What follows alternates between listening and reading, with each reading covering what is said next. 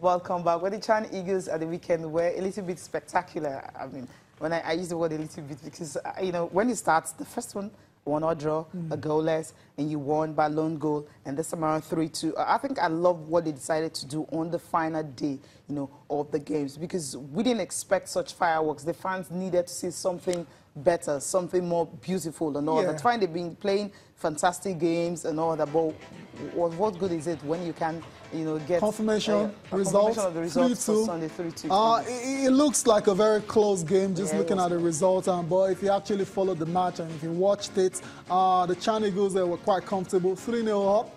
And they gave away two goals towards the end of the game. Basically, the match is almost over, but that made it a very nervy ending for Coach Salisu Yusuf and his boys there. And Cecilia, we all saw the two guys that play for Lobby Stars scoring the goals for the Chan Eagles. Tony Okpotu with 2 goals, and Kingsley Eduo as well to scoring the 3rd goal for the Chan Eagles. So that's something, that's a partnership that works there. We saw they combined really well for Lobby Stars last season, and they've carried that form over into the Chan Eagles. And it's a good one for me, if you ask me, that you have 2 players with such a great understanding and they know how to score goals as well. Yeah, I mean, again for the Chan Eagles and of course the loss for Plateau United. Now they're going to start the season without their 2 key players. You know what that means, right? But I think what Salisu has been able to do is the fact that he was able to just look at these players that he feels, okay, will be really good for his team, and he brought them in. And with the performance, I mean, he's got a 30-man list. We all know that those 2 players, of course, will be key in that squad. It looks that way. I mean, that's what it's looking. That's what it looks like. But for some other players as well, too, I don't know how much time they have to really, you know, try and get a shirt in this side. It's a very short time between now and the African Championships in Morocco. And I just wonder, it looks like it's going to be the usual suspects that we know. I'm thinking maybe the coach perhaps has been able to identify a few players during this particular NPFL Super 6 in Kano that is brought into the team. I don't know. We'll try to talk to Salisu Yusuf on the show.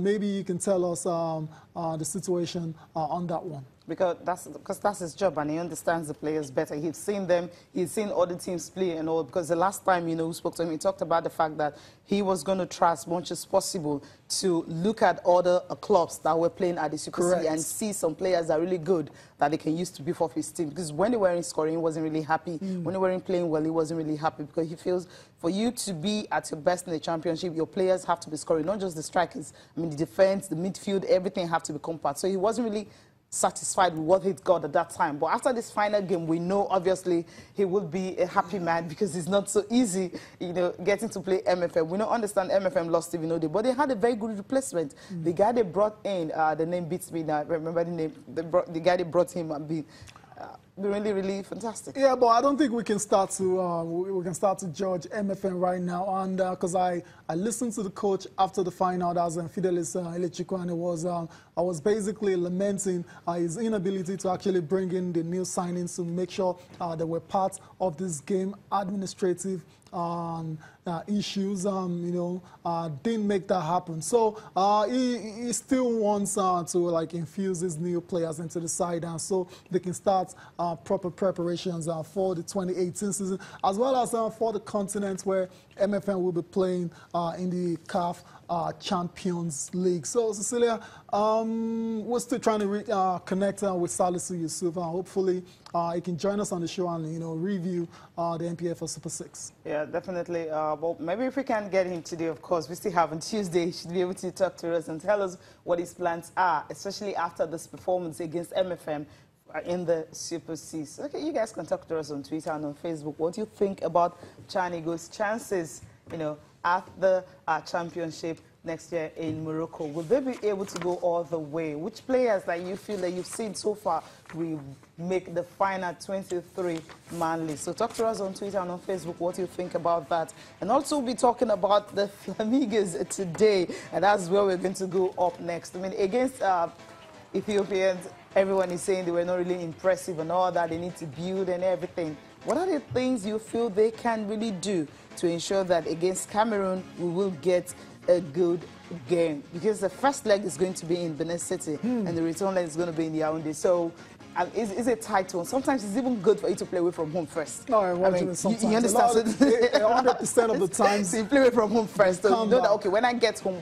I'm going to do everything to try as much as possible to win. So this time around, they're going to play at home first. We used to call, we'll call the Samuel Ogwende Stadium the slot to slab, but it just didn't happen. No goal at all. Tough one. Tough Saturday evening, it ended goalless between the Flamingoes of Nigeria and Ethiopians. The Ethiopians ladies, I mean, from what I read about the team, they've been together for a while now, and they were able to put themselves together, and not just putting themselves together. The fact that they were able to do something different, you know, in the sense that coming to Benin City, you know, just knowing that, okay, we conceded a goal over there, we'll try as much as possible not to concede the goal. Yeah, there you have the personalities that people who turn out to watch, from the president of Nigerian Football Federation, Majupini, to the deputy governor of the state. Talk about the game, Cecilia. Talk about the game. Goalless. Okay, now let's go to the game right now. But if you check, the guys were not really bad on the day. They played well. But the goals didn't come. Indeed, you say that. I don't know what you mean they played well. Even the coach has come out to say I was a bit disappointed, you know, by the performance of the girls. And this thing can happen. Ethiopia, like I say, you know, I said it on Friday that, okay, I thought the talent of Nigeria should get us through, but it was going to be tough judging by what happened in the first leg, which was 1-1. This was a very close one.